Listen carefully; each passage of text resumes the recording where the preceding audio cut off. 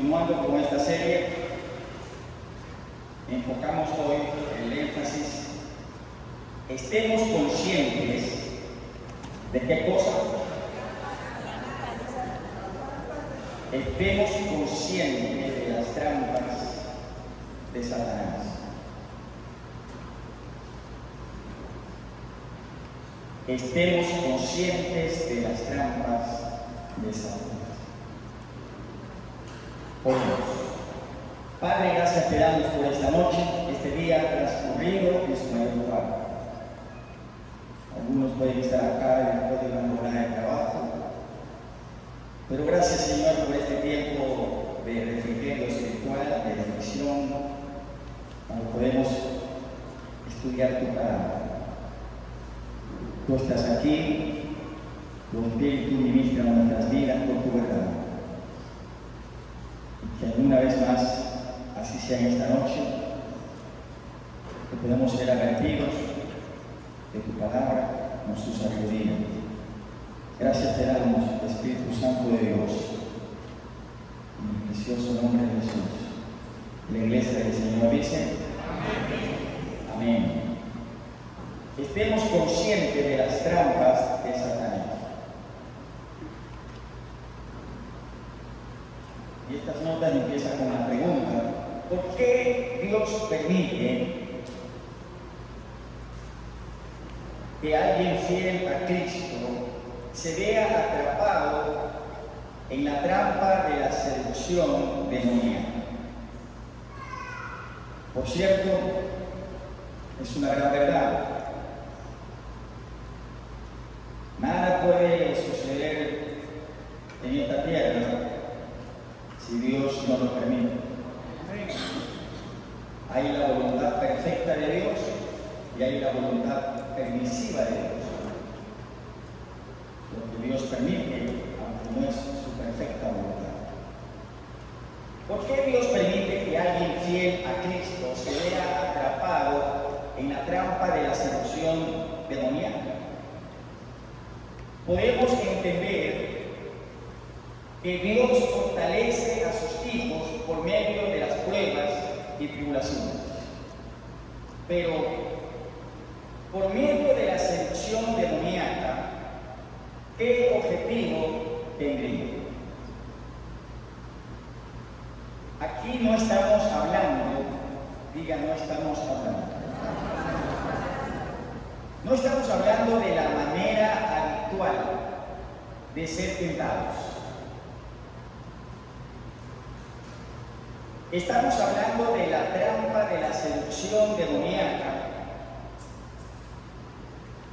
y la diferencia entre nuestras tentaciones diarias y la seducción demoníaca destructiva, intencional y definida es la misma que existe entre una bola de nieve y una avalancha. De manera que no estamos hablando de tentaciones diarias que todos enfrentamos cada día, estamos hablando de la trampa de la seducción demoníaca. Comparada esta trampa de la seducción demoníaca con las tentaciones diarias, es como comparar, dice sus notas, una bola de nieve con una avalancha. El ejemplo lo tenemos en la vida terrenal de Cristo. Él sin duda tuvo tentaciones diarias, pero tal vez nada comparado con el tiempo de gran tentación en el desierto. Eso fue impresionante. El mismo diablo tratando de hacer caer al Hijo de Dios. Bien, en el siguiente caso que tienen en sus notas, trace un círculo, y después quiero ver si puede compartir conmigo dónde puso el círculo, 1, 2 o 3 círculos. En el siguiente caso, en sus notas, trace un círculo alrededor de las pistas que sugieren que este hombre, del caso que vamos a leer, estaba siendo seducido. Hay algunas pistas en este caso que sugieren que este hombre estaba siendo seducido, y usted puede poner un círculo y dice, aquí hay una pista de que bueno, es un pastor. Este pastor estaba siendo seducido. Entonces trata de poner un círculo. ¿Sí me hago comprender, mi hermano? Una pista en la lectura del caso donde usted dice, aquí hay una pista de seducción, de que estaba siendo seducido. ¿Estamos? Entonces vamos a irlo leyendo y donde usted cree que hay una pista, como un círculo, una pista de seducción. Empezamos el relato. Un apreciado pastor, por cierto, esto es un testimonio real, no se trata de una ilustración ficticia, fue un caso real, un testimonio. El mismo pastor lo dio después que atravesó la experiencia. Un apreciado pastor cerca de 60 años que había andado con Dios desde que creyó en Él. Si bien era un hombre que nunca había experimentado una caída, todos pecamos, ¿verdad? Pero estamos hablando de no haber experimentado una caída que afectara su testimonio, que afectara su ministerio como han habido, ¿verdad? Si bien era un hombre que nunca había experimentado una de estas caídas, mostraba una compasión admirable por los pecadores, pero no tenía ningún punto de referencia para comprender cómo los cristianos podían meterse en los problemas en los que él participó como consejero. Recuerden, ¿qué está haciendo usted en este relato? Tratar de poner un círculo donde haya alguna pista de seducción. Bien, ¿qué pasó con este pastor, no? Este pastor era un hombre muy fiel y no alardeaba de su vida consagrada ni juzgaba a los demás, pero en lo más profundo de su corazón y mente simplemente no comprendía cómo otras personas pueden destruir su vida, meterse en problemas y en ciertas situaciones donde él tuvo que aconsejar. ¿Estamos? Cuando este pastor tenía casi 60 años, sucedió algo inesperado. Vino sobre él una etapa de oscuridad, una pesadez de espíritu indescriptible que no se podía vincular con algo circunstancial o fisiológico. Una pesadez de espíritu indescriptible que cayó sobre él y no tenía vinculación con ninguna circunstancia ni tampoco con algo fisiológico. Como si la oscuridad y la depresión no fueran ya suficientes, comenzó a luchar contra pensamientos lascivos verdaderamente pornográficos que no había experimentado antes. Literalmente estaba siendo bombardeado con pensamientos malignos. Hasta ahí el relato de este caso, ¿verdad? ¿Encontró pista o no hay ninguna? ¿Dónde puso el círculo? En una pista, en este relato, usted dice, aquí es probablemente una pista de seducción demoníaca que vino sobre este pastor. ¿Dónde puso el círculo? Muy bien.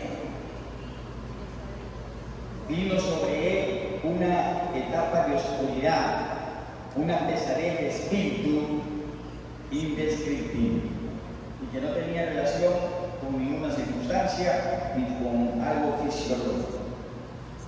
Sí, esa puede ser una pista. Otra pista que haya marcado en el relato de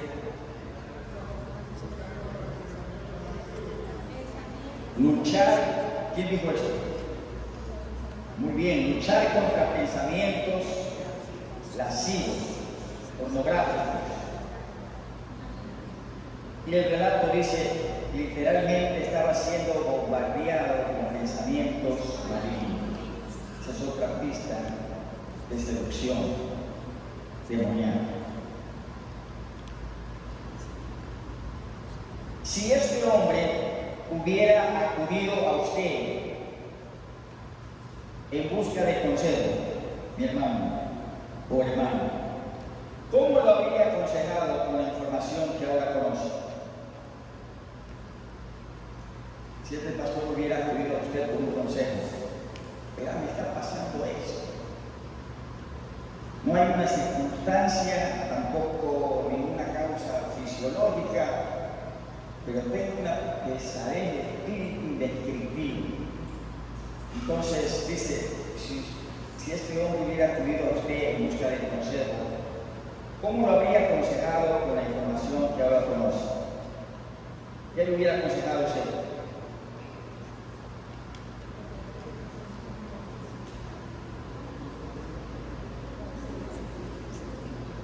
¿Qué consejo usted le hubiera dado, dice, con la información que ahora conoce? Gracias. Alabado sea el Señor. Él soportó los meses de sufrimiento y tentación sin cometer adulterio físicamente, aunque sucumbió transitoriamente a un comportamiento irregular, pero los que lo rodeaban no se vieron afectados.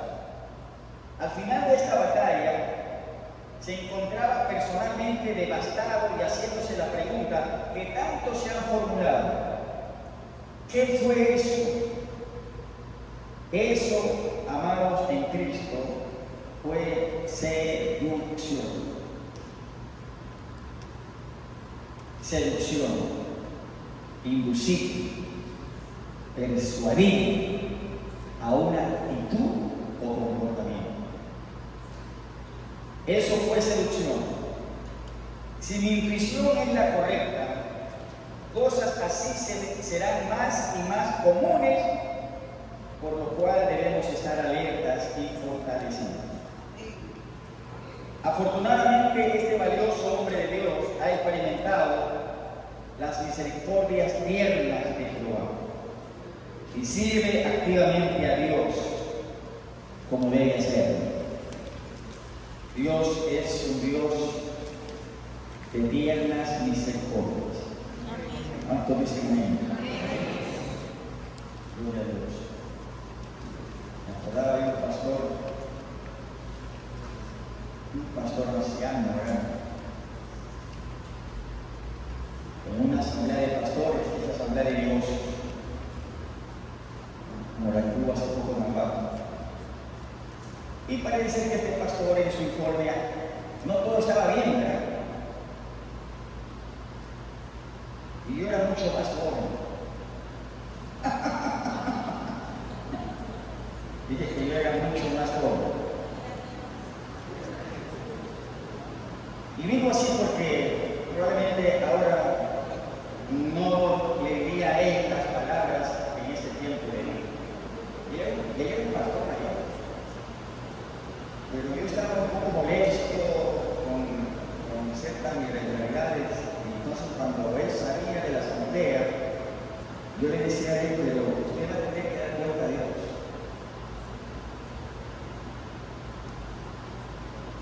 Y él me quedó mirando con un rostro sonriente y me dice: qué bueno es. Y yo tengo que darle cuenta a Dios y no a los hombres, porque Dios es misericordioso, pero los hombres no.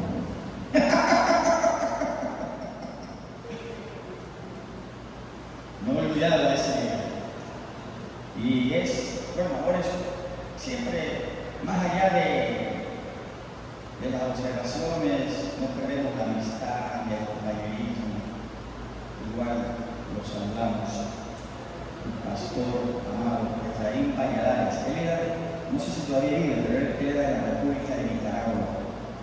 Y fue misionero por algunos años aquí en Quito, en la capital. Bien, continuamos, ¿no? Decíamos que el pastor del caso que leímos ha experimentado las las misericordias tiernas de Jehová, ya está al otro lado de esto, sirve activamente a Dios como debe hacer. Dios nos da de todo. Sin embargo, dice nuestra pregunta: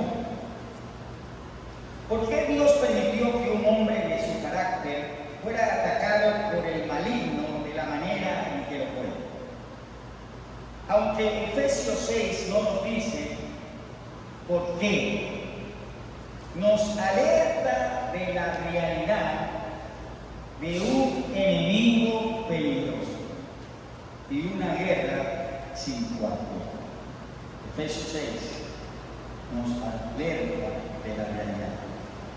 Ciertamente hay un enemigo peligroso y una guerra sin cuartel.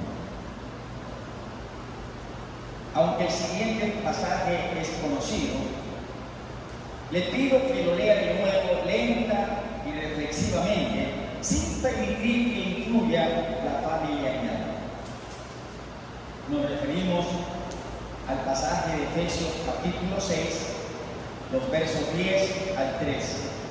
Dice: subraye, por cierto, el pasaje está ahí en sus notas, Efesios 6, versos 10 al 13. Subraye las frases que le hablan más a usted en este pasaje. Lo vamos a leer de manera lenta, reflexiva, ¿no? Aunque es un pasaje conocido. Subraye las frases que le hablan más a usted. Por lo demás, hermanos míos, fortaleceos en el Señor. Entre paréntesis, sed facultados a través de vuestra unión con Él. Fortaleceos en el Señor. Miren, amados, usted y yo lo hemos experimentado. Tiempos de verdadera fortaleza son los tiempos cuando tenemos verdadera comunión con Dios. No hay ningún creyente que pueda decir que está manteniendo tiempo de comunión con Dios y que se siente débil. Y aquí San Pablo dice: fortalecemos en el Señor, sed facultados a través de nuestra unión con Él, y en el poder de su fuerza, esa fuerza que proporciona su infinito poder. Luego dice: vestidos de toda la armadura de Dios, la armadura de un soldado bien preparado que brinda Dios, para que podáis estar firmes contra todas las acechanzas del diablo. Porque no tenemos lucha contra sangre y carne, entre paréntesis, peleando no solo con oponentes físicos, sino contra principados, contra, entre paréntesis, los espíritus maestros, que son los gobernadores de las tinieblas de este siglo, contra huestes espirituales de maldad en las regiones celestes, o sea, huestes sobrenaturales. Por tanto, tomad toda la armadura de Dios para que podáis resistir en el día malo, en ese día de peligro, y habiendo acabado todo lo que exige la crisis, estar firmemente en su lugar. Preguntas: ¿qué advertencia hace el apóstol Pablo en estos versículos? Nos advierte sobre... ¿Cuál es la advertencia? San Pablo nos advierte sobre... Ahí está en el pasaje. Nos advierte sobre las acechanzas del diablo. ¿Por qué debemos vestirnos la armadura de Dios?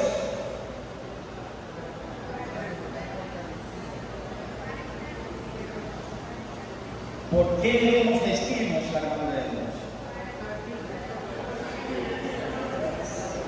Para poder resistir en el día malo. Y dice: habiendo acabado todo, estar firmes. ¿Por qué debemos vestirnos la armadura de Dios? Para poder resistir resistir y estar firme. Hace un tiempo atrás prediqué sobre la armadura de Dios. Y usted ha recibido al ingresar esta leyenda que no la encuentra en ninguna otra parte del mundo.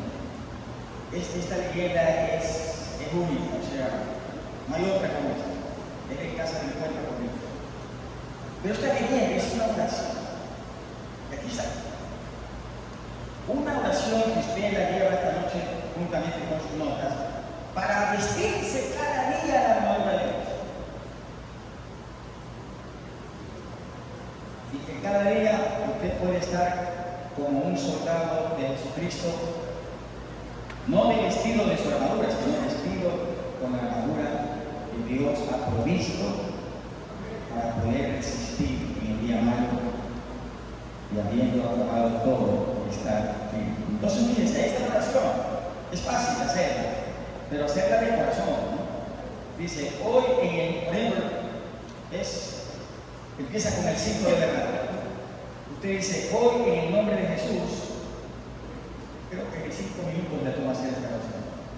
Pero si usted se la apropia y la hace de corazón, dice, hoy en el nombre de Jesús me pongo el cinto de verdad para no caer en la mentira y determino que en este día no voy a decir ni hacer ninguna cosa que no sea conforme a la verdad. Y usted se puso el cinto de verdad. Y cuando en el transcurso del día viene por ahí la tentación, una mentirita, entonces usted va a recordar que tiene el cinto de verdad y se lo ha puesto en oración para no dar cabida en ese día, para no caer en la mentira. Y así con los siguientes elementos de la armadura, ¿no? ¿Estamos, mi hermanos? Esto es más que un separador de Biblia. Esta es una oración para vestirse diariamente la armadura de Dios. Amén. Y en estos tiempos peligrosos es una oración que necesitamos hacerla cada día. Bien, ¿contra qué no luchamos? Así es, no luchamos contra oponentes físicos, luchamos contra huestes espirituales. Enumere las cosas contra las que sí luchamos. Principados, espíritus maestros, que son los gobernadores de las tinieblas de este siglo. Luchamos contra huestes espirituales de maldad en las regiones celestes, son huestes sobrenaturales. Muy bien. Una versión de la Biblia usa las palabras acechanzas del diablo, la versión Reina Valera del 60, para que podáis estar firmes contra las acechanzas del diablo. Otra versión emplea las palabras maldades del diablo y otras 2 traducciones usan la palabra trampas. Ahora, ya sean traducidas como acechanzas, maldades o trampas, estas provienen de la palabra griega metodea. A continuación dice varias definiciones de esta palabra griega metodea, ofrecida por expertos en traducción, y hay 3. La palabra significa, el primer significado, dada por expertos, trampas, maldades, estrategias y trucos. Significa los engaños, la astucia, los trucos, los métodos y estrategias que usa el diablo para librar una guerra en contra del creyente. Aplicación práctica. El enemigo es el diablo. Él hará todo lo que pueda para engañar y capturar al creyente. significado de metodea, trampas, maldades, estrategias. Otro significado de los expertos dice, también significa maldad e emboscada. Y luego vamos al tercer significado, método. O sea, seguir o perseguir un procedimiento ordenado y técnico en el manejo de un asunto. 3 definiciones de metodea en cuanto a acechanzas. ¿Cuál de las definiciones le preocupa más? ¿La primera, la segunda o la tercera?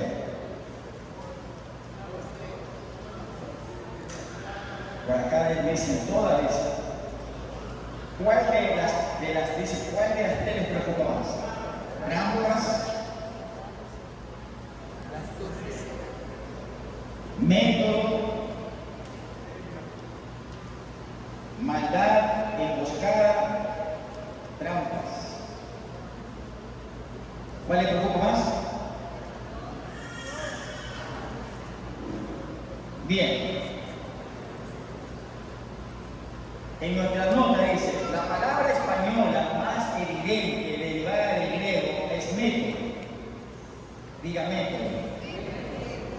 Debemos comprender, amados, que lo que el diablo hace no sucede al azar, sino cuidadosa y metódicamente, tejiendo y urdiendo, esperando que llegue el momento preciso.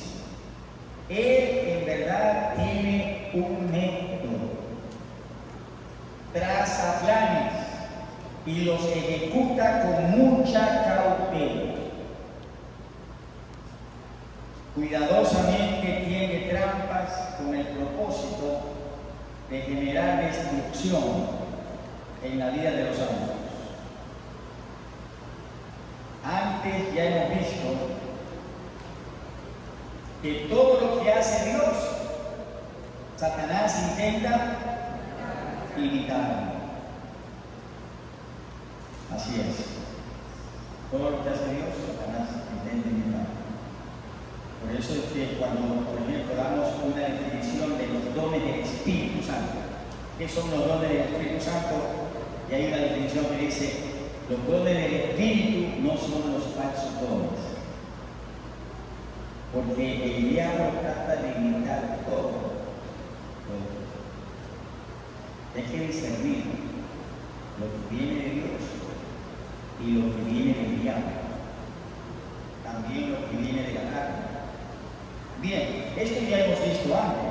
Todo lo que hace Dios, Satanás intenta imitar. Ahora, uno de los primeros principios bíblicos que los creyentes aprendemos es que Dios tiene un plan para sus vidas. Gracias por todo lo que esto es básico. Dios tiene un plan para cada una de nuestras vidas. Dice que Dios tiene un plan para usted, Dios tiene un plan para mí. Dios tiene un plan para nosotros. Y le ruego que escuche esto con todo su corazón, porque el diablo siempre ha limitado a Dios. Satanás también tiene un plan para la vida de usted.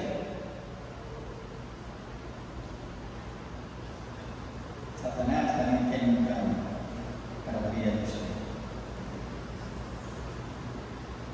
Leamos Jeremías 29:11. El texto está allí a continuación. Dice, y luego escriba cuáles creen sean los planes de Satanás para usted. Porque Satanás imita a Dios. Si Dios tiene un plan para su vida, pero también el diablo trata de crear un plan para usted.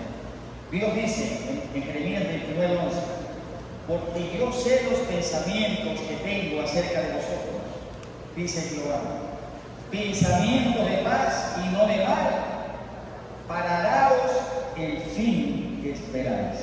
¿Cuántos dicen amén? Gloria a Dios. Así son los pensamientos de Dios acerca de nosotros. Pensamiento de paz, no de mal, para daros el fin que esperáis. Entonces, ¿Qué serían los pensamientos? ¿Qué cree usted que serían los planes de Satanás, conociéndolo como él es? ¿Qué diría Satanás? Porque yo sé los pensamientos que tengo acerca de vosotros, dice el diablo. Pensamientos de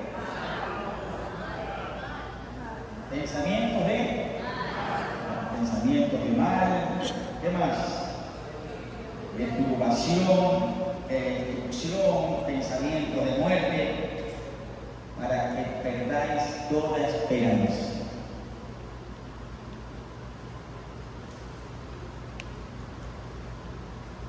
Con frecuencia, nuestros momentos de ataque vendrán cuando menos lo esperemos. Pero ¿por qué Dios los permite? No podemos contestar a esta pregunta por completo. Dios ha ordenado que una cierta cantidad de misterio cubra la plena comprensión de su soberanía. ¿Quién puede comprender la soberanía de Dios?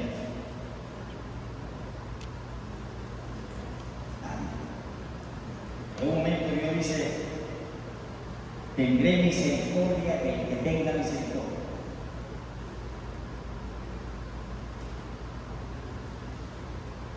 Entonces, dicho en lenguaje sencillo, simplemente,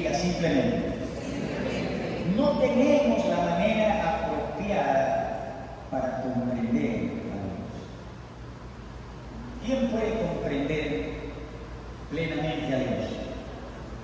Nadie. Y nadie podrá jamás comprender plenamente a Dios, porque precisamente Él es Dios. ¿Cómo el hombre, un ser tan finito, tan pequeño, puede intentar querer comprender no alcanza? La inmensidad de Dios. Imposible.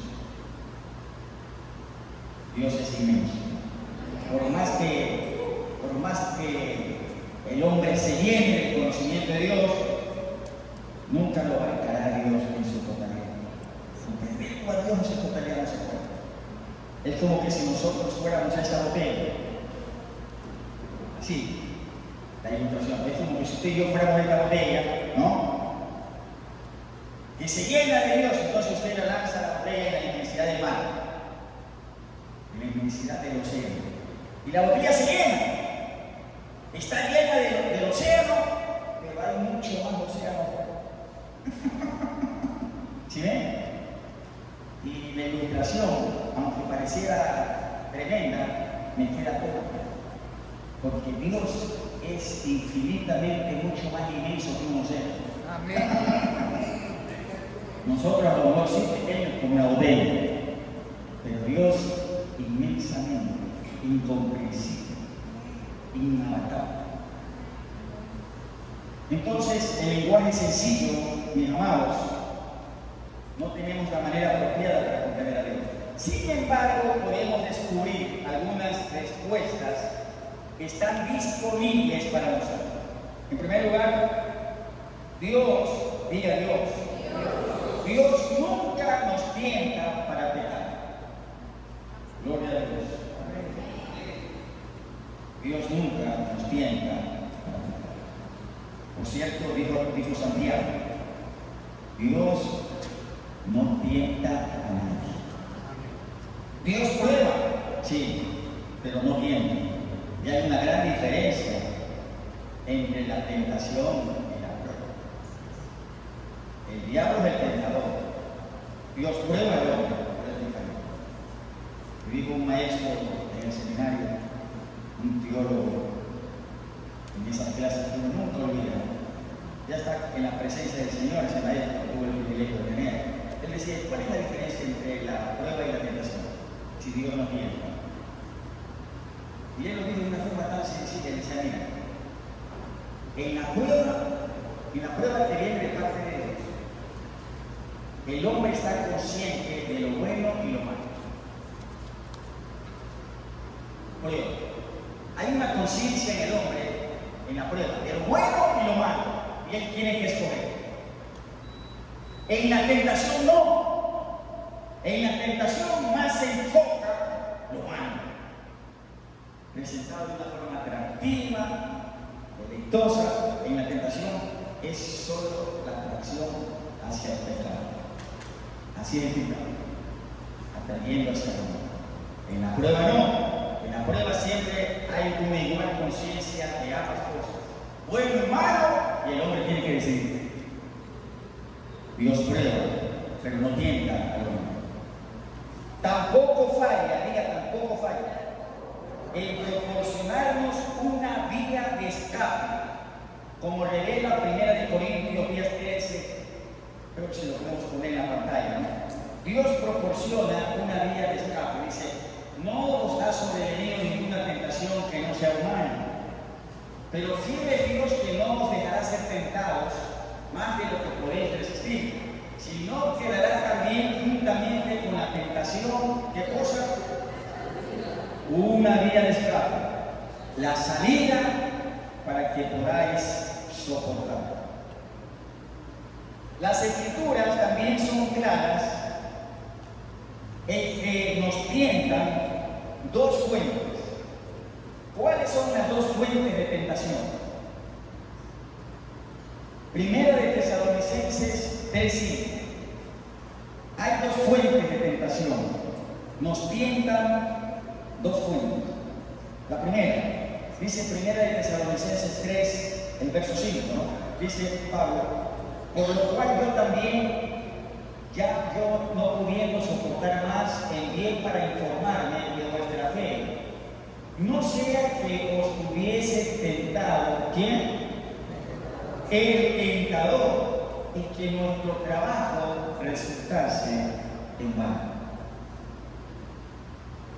¿De dónde viene? ¿Cuál es la primera fuente que se menciona aquí? Las tentaciones vienen ¿de qué fuente? El tentador. Y la segunda fuente que nos tienta, Santiago 1:14. ¿Cuál es la segunda fuente de tentación? No solo el tentador, como dice Santiago, sino que cada uno es tentado. ¿Cuándo? Cada uno es tentado cuando de su propia, diga, de su propia concupiscencia es atraído, dice Dios. Dos fuentes de tentación: el tentador y nuestra propia concupiscencia, nuestros propios deseos desordenados que desagradan a Dios. Ahora, dicen su nota, las dos, digan las dos. ¿Cuáles son las dos? El tentador y nuestra concupiscencia, nuestros propios deseos desordenados. Las dos obran más eficazmente juntas. Y de repente ahí está el creyente bajo esa presión, atraído por su propia concupiscencia, y encima el tentador.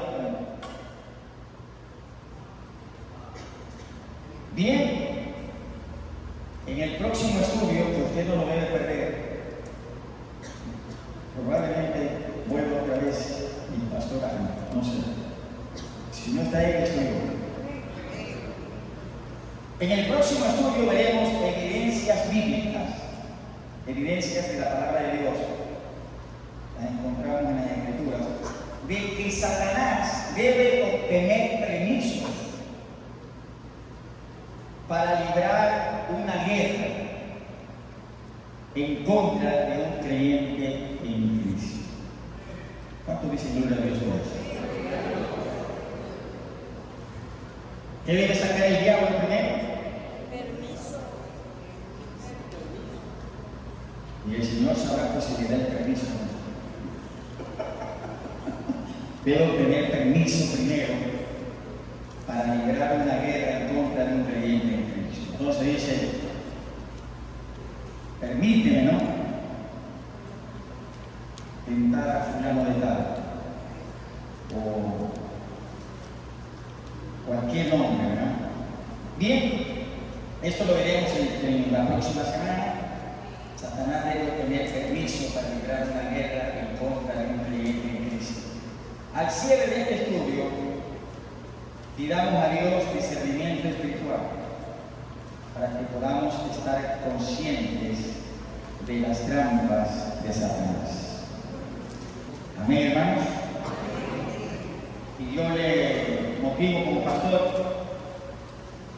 no guarde esta leyenda en su Biblia así, que permanezca ahí guardadita. Esta es una oración en base a la palabra de Dios 100%